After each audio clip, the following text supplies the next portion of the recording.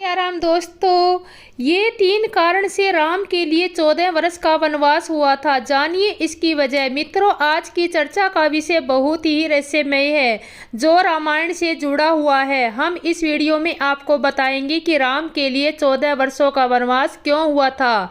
इस वनवास के पीछे क्या कारण थे, क्या एक कारण था या फिर इसके कई कारण थे। आइए इस वीडियो में हम आपको बताएंगे 3 महत्वपूर्ण कारण जिनकी वजह से राम को 14 वर्ष के लिए वनवास जाना पड़ा था।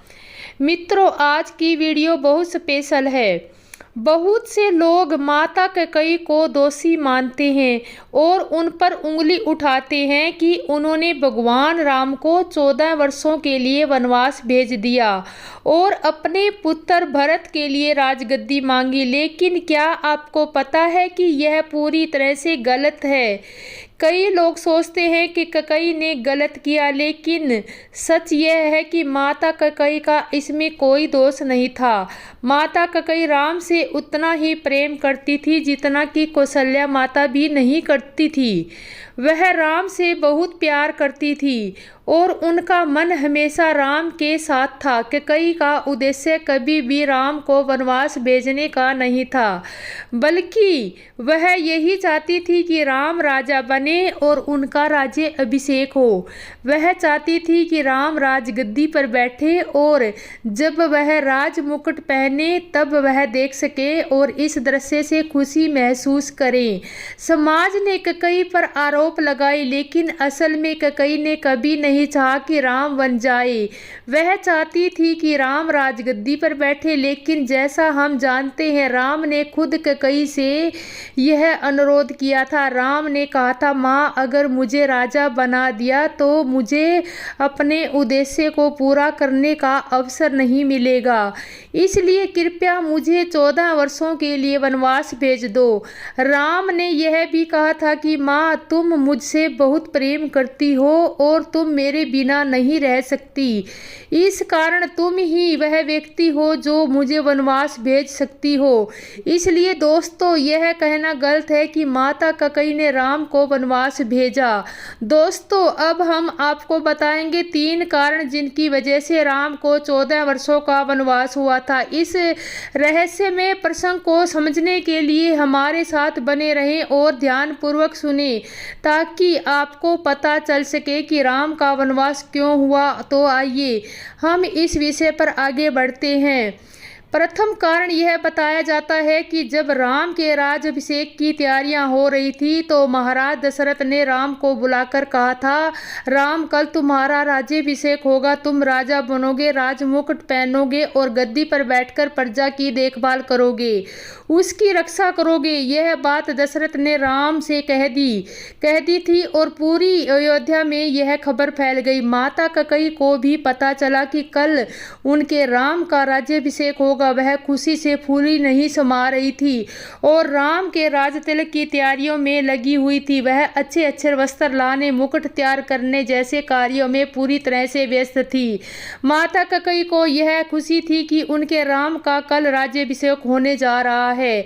दोस्तों, फिर रात होती है और राम ने सोचा, अगर कल हमारा राज्याभिषेक हो गया तो हम राजा बन जाएंगे, लेकिन क्या मैं राजा बनकर अपने उद्देश्य को पूरा कर पाऊंगा? मैं तो इस पृथ्वी पर संतों के दर्शन करने, उनकी रक्षा करने और निशाचरों का वध करने के लिए आया हूँ। राम की यह चिंता थी कि वह अयोध्या में राज्याभिषेक की तैयारियों के बीच अपने उच्चतम उद्देश्य को कैसे पूरा करेंगे। कहते हैं कि अयोध्या उस दिन दीपावली जैसी सजाई गई थी, लेकिन वह दीपावली भी उस दिन जैसी नहीं हो सकती थी। राम के राज्य अभिषेक की तैयारियां जोर शोर से चल रही थी और अयोध्या में हर तरफ खुशी का माहौल था। माता कैकेयी भी राम में व्यस्त थी और उन्हें भी नींद नहीं आ रही थी, वहीं राम को भी नींद नहीं आ रही थी और वह रात के समय सरयू के किनारे टहलने लगे। वह बार बार इस विचार में खोए हुए थे कि अगर वह राजा बन गए तो उनका मुख्य उद्देश्य कैसे पूरा होगा। दोस्तों, उधर वशिष्ठ जी सुबह 4 बजे ब्रह्म मुहूर्त में उठकर सरयू में स्नान करने के लिए निकले। जब वह सरयू के किनारे पहुंचे तो देखा कि राम अकेले टहल रहे हैं। वशिष्ठ जी उनके पास गए और कहा, राम, तुम रात भर नहीं सोए क्या? तुम इसी सरयू नदी के किनारे टहलते रहे हो। तुम्हारे चेहरे पर एक गहरी चिंता झलक रही है। क्या बात है? तुम मुझसे अपनी चिंता साझा करो। फिर राम ने गुरु वशिष्ठ के सामने दंडवत प्रणाम किया और कहा, गुरुदेव, हाँ, मेरे चेहरे पर चिंता है। मेरी चिंता यह है कि मैं सोच रहा हूँ कि क्या मेरा इस पृथ्वी पर आने का उद्देश्य केवल राजा बनना है। कल सुबह मेरा राज्य अभिषेक हो जाएगा और मैं राजा बन जाऊंगा। लेकिन गुरुदेव, मैं नहीं चाहता कि मैं राजा बनूं। मेरा उद्देश्य इस पृथ्वी पर आने का यह नहीं था कि मैं राजा बन जाऊं। मैं तो इसलिए आया हूं कि मैं वन में जाऊं, संतों के दर्शन करूं, उनकी रक्षा करूं और निशाचरों का वध करूं। अगर मुझे राजा बना दिया गया तो मेरा असली उद्देश्य पूरा नहीं हो पाएगा। फिर राम ने गुरु वशिष्ठ से मार्गदर्शन की प्रार्थना की और कहा, गुरुदेव, आप मेरे गुरु हैं, कृपया मुझे मार्गदर्शन दे। दोस्तों, कहते हैं कि तीनों लोकों के नाथ मर्यादा पुरुषोत्तम श्री राम आज अपने गुरु से मार्गदर्शन पूछ रहे हैं, जो खुद ही एक मार्गदर्शन है, जो इस दुनिया को मार्गदर्शन कराने वाले हैं, जो बड़े बड़े संतों को मार्गदर्शन कराने वाले हैं। और वो राम भगवान आज अपने गुरु से मार्गदर्शन पूछ रहे हैं, मार्गदर्शन कराइए। कहते हैं ना कि कभी कभी ऐसा समय आ जाता है कि भगवान को भी मार्गदर्शन करने के लिए गुरु के पास जाना पड़ता है। ऐसी समस्याओं में भगवान भी फंस जाते हैं, जो कि निर्णय नहीं ले पाते कि मैं क्या करूं। तो इसलिए भगवान को भी अपने गुरु के पास जाना पड़ता है और मार्गदर्शन पूछना पड़ता है कि गुरुदेव, मेरा मार्गदर्शन करिए, मैं क्या करूं, किस तरह से। श्री राम गुरु वशिष्ठ जी से पूछ रहे हैं कि गुरुदेव, मेरा मार्गदर्शन करिए कि मैं करूं तो क्या करूं। दिन निकलते ही मैं राजा बना दिया जाऊंगा, जो मैं नहीं चाहता कि मैं तो बन जाना चाहता हूं, संतों का दर्शन करना चाहता हूं, निशाचर का वध करने के लिए आया हूं। राजा बन गया तो मैं राजा ही बन के रह जाऊंगा, लेकिन यह राम नहीं बन पाएगा।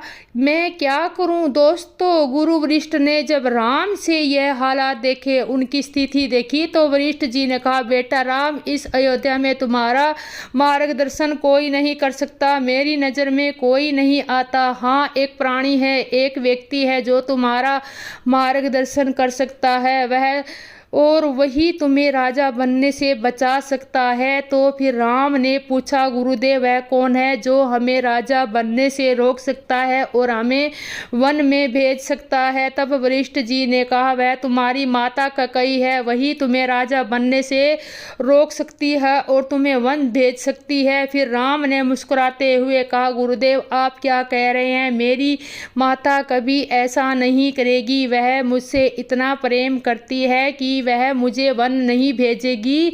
वह अपने प्राणों की आहुति दे देगी, लेकिन मुझे वन नहीं भेजेगी।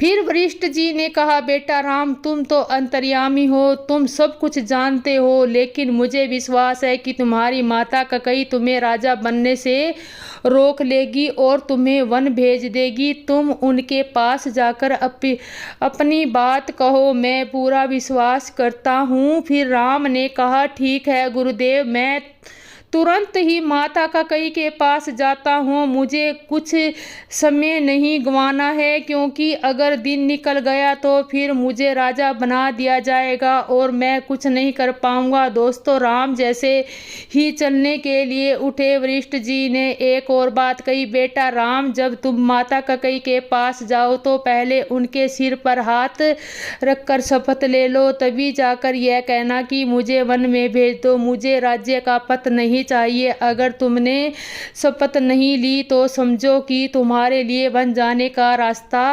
बंद हो जाएगा। फिर भगवान राम ने कहा, गुरुदेव जैसा आप कहेंगे मैं वैसा ही करूँगा। फिर राम ने अपने गुरु को प्रणाम किया और माता कैकेयी के महल की ओर दौड़ पड़े। माता कैकेयी रात भर जाग रही थी क्योंकि वह अपने बेटे राम के राजा बनने की तैयारी में लगी हुई थी। उन्होंने सारी रात काम किया था ताकि सुबह होते ही राम का राज्य तिलक हो सके। दोस्तों, जैसे ही राम माता कैकेयी के पास आते हैं, उन्होंने माता के चरणों में अपना माथा रखा और प्रणाम किया। माता कैकेयी ने राम को अपनी छाती से लगा लिया और कहा, बेटा देखो मैंने तुम्हारे राज तिलक के लिए क्या क्या व्यवस्थाएं की है। मैं पूरी रात जागती रही ताकि तुम्हारा राज तिलक सही समय पर हो। देखो मैंने तुम्हारे लिए यह मुकुट तैयार किया है, यह हार तैयार किया है। जब तुम गद्दी पर बैठोगे तो कितने सुंदर लगोगे।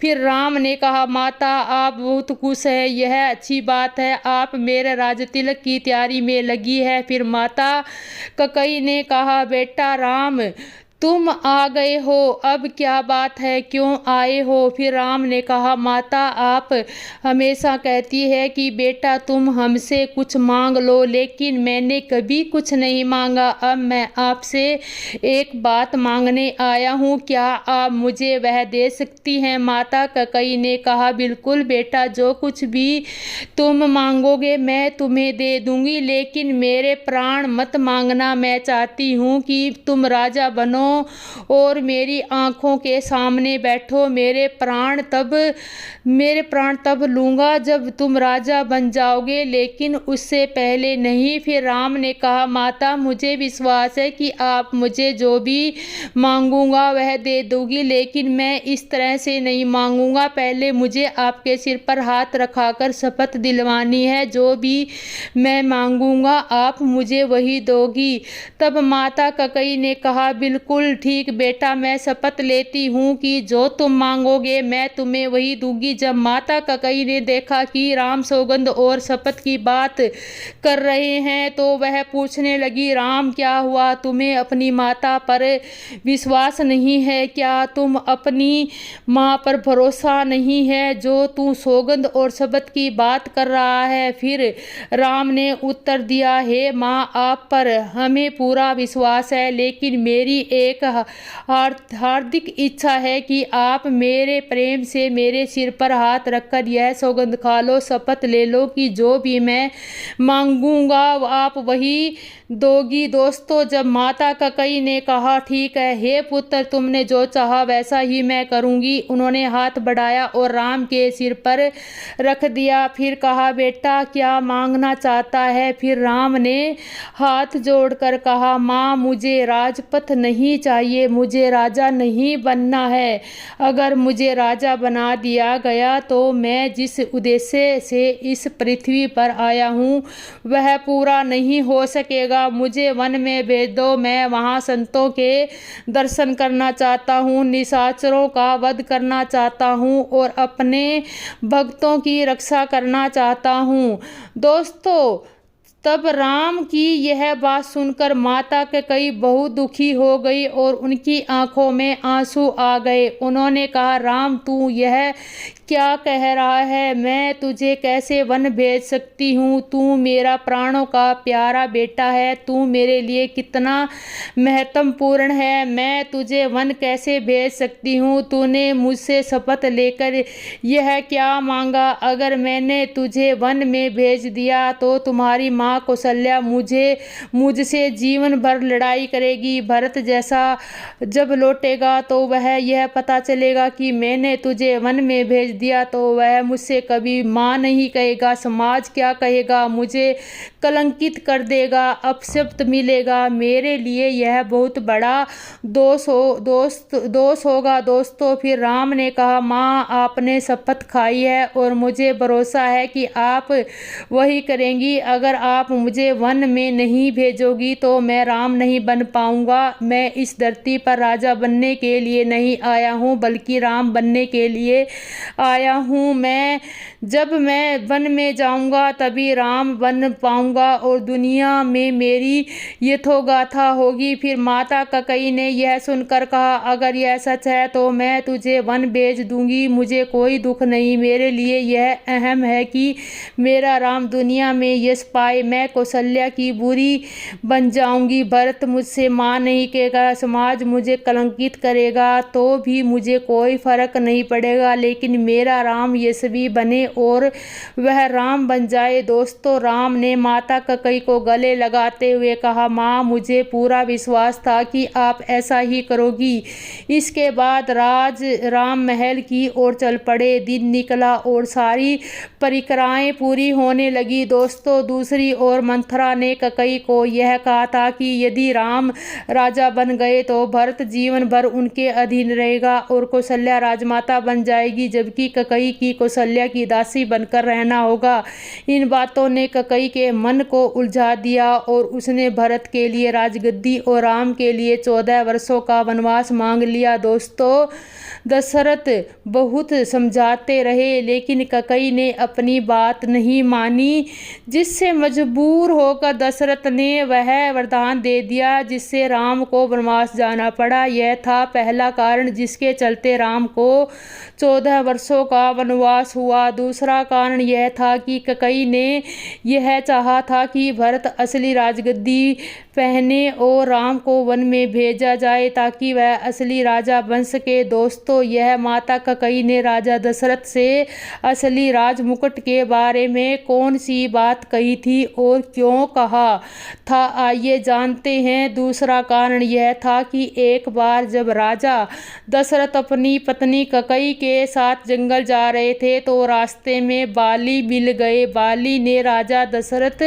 को चुनौती दी की और कहा, दशरथ, तुम मुझसे युद्ध करो या अपनी हार स्वीकार करो। फिर राजा दशरथ ने बाली को देखकर समझ लिया कि वह इस युद्ध में जीत नहीं सकते। बाली के सामने उनकी हार निश्चित थी, इसलिए उन्होंने युद्ध करने का विचार नहीं किया और अपनी हार स्वीकार करते हुए अपना मुकुट बाली के पास रख दिया। दोस्तों, वह नियम था कि अगर कोई योद्धा युद्ध में हार जाता है तो उसका सिर का मुकुट उतारकर विजेता को दे दिया जाता है।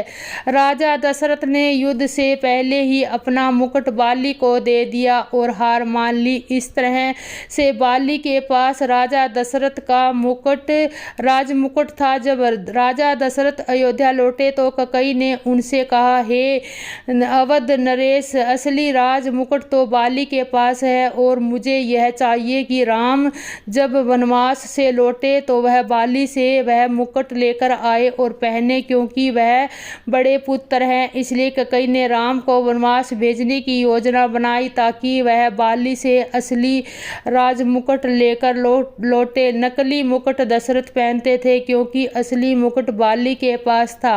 नकली मुकुट कैकेयी चाहती थी कि भरत पहने, लेकिन असली मुकुट राम को पहनना चाहिए जब वह राजा बनेंगे। इसी कारण राम को 14 वर्षों के लिए वनवास भेजा गया था। दोस्तों, अब तीसरा कारण समझते हैं।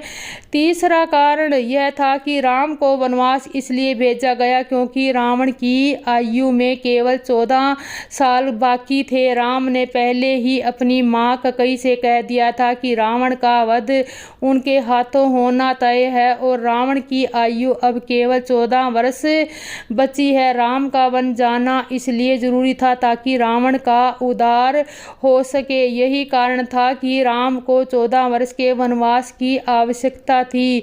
तो दोस्तों, ये थे 3 मुख्य प्रमुख कारण जिनकी वजह से राम को 14 वर्षों के लिए वनवास हुआ। राम ने वनवास के दौरान राक्षसों का वध किया और अंत में बाली से असली राजमुकुट लेकर अयोध्या लौटे।